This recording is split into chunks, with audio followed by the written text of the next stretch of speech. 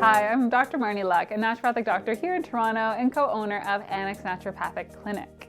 All right, let's talk a little bit about sleep, because a common reason people come to see me is because they're tired and they're having trouble sleeping. Ask yourself, do you feel refreshed upon waking?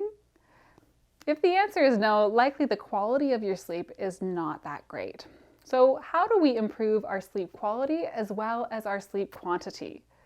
There's a few things that can make big changes in terms of how you sleep and thus your energy levels the next day. Number one, can you reduce your screen time? Most of us are sitting at computers all day. We're in highly lit workplaces or other areas of our lives, like our homes are often lit as well. And this bright light can actually decrease our melatonin production in the evening. We need our melatonin to start to rise in the evening, reaching its peak in the evening and or more close to night, and then slowly declining as we get closer to morning, thus waking up. So if our melatonin production is decreased, that can influence the depth or the quality of our sleep. So I recommend cutting screens at least an hour before you want to be sleeping. That might be pushing it, so maybe you start with a half hour. The screen use too often is the form of our phones, and what are we doing on our phones? We're switching back and forth between different apps, looking at our email, things that may trigger our nervous system to be a little bit more on.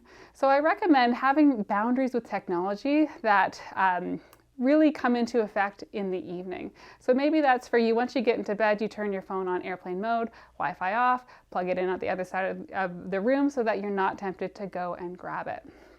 Let's talk a little bit about caffeine. Everybody's different in terms of how they process their caffeine and how long it stays in their body.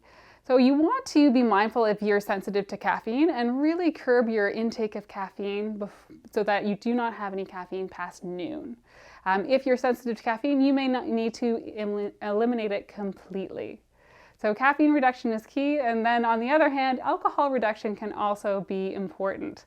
A lot of the time people feel like alcohol may help them fall asleep, but then they're waking up in the night, maybe hot, sweaty, or their heart's beating quickly.